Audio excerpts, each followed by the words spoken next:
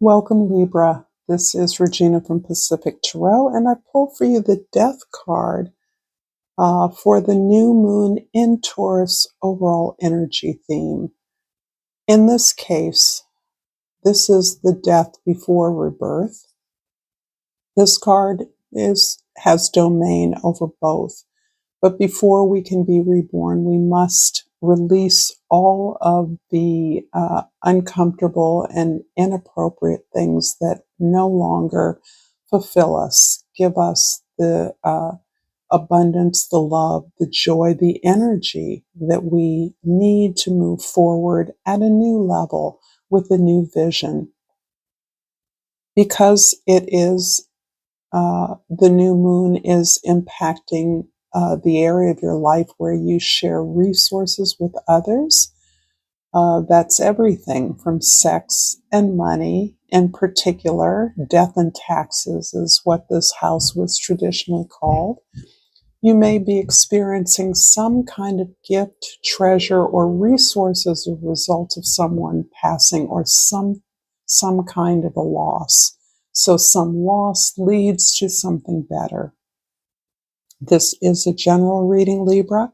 It isn't going to resonate with all of you. If you're interested in a personal reading, information for that is in the description box below. Welcome to all of you that are new and familiar with me. I appreciate your taking the time with me today. And before we get started with the general reading, I'm going to look at the Yogic Path Oracle by Sahara Rose, and I pulled Dhumavati, and I'm going to read the reverse interpretation of that. And then at the end of the reading, I'll read the upright interpretation. So Dhumavati is the goddess of disappointment and letting go. Letting go is not always a bad thing when you know it's making space for something better. Dhumavati is the pain and the struggle that makes you who you are. She is the phase right before enlightenment when you experience the void. She is your shadow self, the thing you didn't want to look at, even though it is the core part of who you are. She is moving past the illusion, looking life and death right in the eye and seeing they're both sides of the same coin. Know that Dhumavati is guiding you through this difficult time, and your highest self awaits on the other side. I'm going to place this aside and let's get started with your reading. The way others see you, the way you're showing up in the world is the Knight of Swords. This is actually presenting you as a smasher of illusions. The image I get is clearly of you as a kind of conceptual warrior, someone who sees the chinks and the holes in others' structures and armors. This is smashing your own illusions, seeing that if what you thought was real is not real in your life, what other possibilities await. And so you are not only smashing illusions, but you're exploring possibility on the other side of that. This is a beautiful card of pursuing your truth, even when it hurts. And this is absolutely about finding your justice and applying that to a sense of fairness and equity in the world in general, showing your own process as a model for that. In the first house, the Six of Pentacles is describing this way that you now understand that your contracts are built upon your desires. Your relationships are built upon the clarity, the honesty, the truthfulness with which you claim what you desire. This has been part of a long process of stepping up to your deservedness, your worthiness to have the things that you desire, perhaps things that you never believed you were entitled to. This is not about privilege. This is about the right to be whole, healthy, and abundant as you would wish, and you labor on behalf of others towards those same goals and values. You may be in a position to distribute resources in some way. And in that way, equity is paramount in terms of your principles and your standards. You do not see all requests as equal. You see them on the basis of where the person making the request is coming from. This is equity. And you understand that that is justice. That is the truth. And you now live your life as a series of agreements around what you and others that you're connected with are able to labor towards. This is an ongoing relationship. Relationships are built. This is a negotiation that continues to be upgraded, checked into, renegotiated as you grow and others do as well. In the fourth house, the house of your soul, your family, your foundation, the Page of Cups. What a beautiful opening. You are experiencing the rebirth in your safe, sacred space. Your home is your imagination, your creativity. Wherever that is unleashed and flows from you, you are in flow. You're seeing all tasks ahead of you as a result of the lessons you're learning and experiencing in the moment. The feelings that you are no longer masking, but instead are seeking to unexplore. You're clearing the way as the warrior of truth, smashing the illusions, and your heart follows. And this is a kind of fearlessness of your love, of your expression, of your creativity that has perhaps been relatively timid in the past, has not felt at liberty to express itself in many, if not most, situations. So this is really your rebirth that has been gestating for a while. In the seventh house of your significant others, the Four of Wands. This is a wish fulfillment in many traditional conventions of the Tarot. It's the 1111, which is important because not only is 11 a master number, but 1111 combined can be 22, which is another level of mastery. And this other level of mastery is achieved through your relationships with others, through your collaboration with others, your equity with others. So there's a celebration I see in terms of your significant relationships. And I believe this is the stepping into a sense of presence, of deservedness, of equality with others, knowing that you are no less or no greater than others. Those significant others in your life, those can be your spouses, lovers, siblings, parents, bosses, but that you are on par with them, that you have a right to declare your intentions, your desire, and that is the basis on which you can put in your full heart. You can grow, you can collaborate, you can make the effort, knowing that your vision, your desire is shared for something larger than yourself. I'm going to pull a crystal oracle and hope this reading is resonating with you.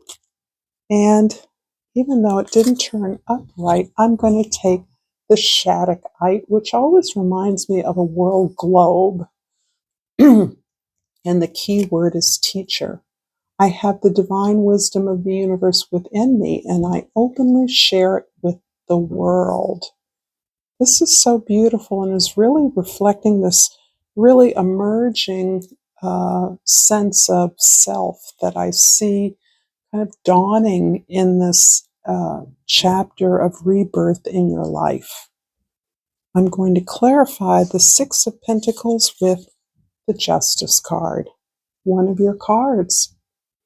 The scales, even though there's only one scale showing, this references in my imagination to the feather of Ma'at, the Egyptian sense of justice going before the gods and weighing the heart that must be as light as a feather to enter into the elevated sphere of the divine along with deity. Now, obviously, a skull is not a feather, as indicated here, but this is again talking about the cycles of life. Death begets birth. And I do believe that you are recognizing and surrendering to what you've learned, what you've closed out, the value of those experiences, no matter how difficult they've been, in order to fully be birthed into the potential that you are experiencing now. In the Page of Cups in the 4th house is the 9 of Swords. Interesting. From a sense of suffering, of pain, and this feels directly related to the sense of self that did not feel as though you could claim your desires, that you could not be present fully as your whole self in situations that you now recognize no longer serve you.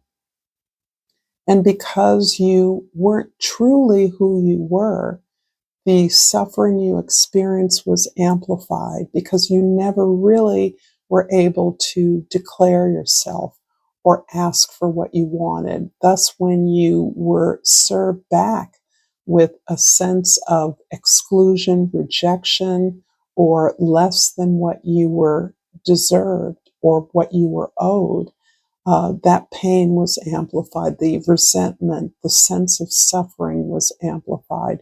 So here you are closing out, not only surrendering those disappointments, those failures, those heartbreaks, but you're closing out even the concept of suffering as your home. Growth, birth is not painful. And in fact, your Page of Cups is showing quite the contrary, that you are understanding this all as an exchange and a labor of love. And this sense of self-love now entitles you to an experience of joy, an experience of growth and pursuing your dreams. In the 7th house, the 4 of Wands is clarified by the Ace of Cups. Yay! I am really feeling a strong sense of your opening up to the establishment or the solidification of a significant relationship. This can be the birth of a child. This can be the care of your children, your loved ones in any capacity. This can be a significant love.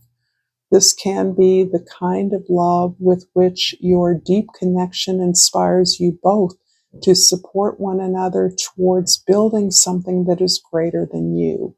So I actually feel like this can be a business partnership that is also a deep romantic or significant bond in your life.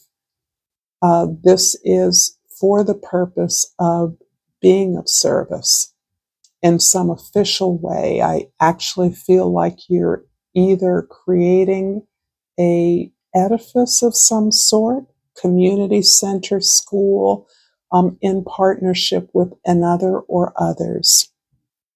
But whatever it is that you're building or creating, it is done with a sense of joy, celebration, acknowledgement, and receiving love and recognition back. In the 10th house, the Knight of Swords is clarified by the 9 of Cups. So we have 2 9s here, which is absolutely beautiful.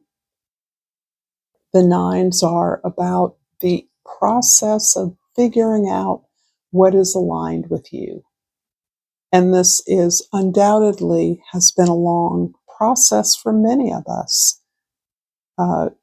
Choosing yourself in all of your relationships, experiences, and opportunities, so that you only choose that which sees your potential, recognizes your value, and supports you towards that end. What is so amazing about the Nine of Cups is the deep gratification, the satisfaction, the contentment that the process of finding these things that reflect your higher self back to you is an act of love, self-love, success, joy, contentment, satisfaction. This is such an amazing reading. So now I'm going to look at Dhumvati again and read the upright interpretation of the card. And hopefully this is helpful to you. If it is, please drop that in the comments. I appreciate your thoughts always.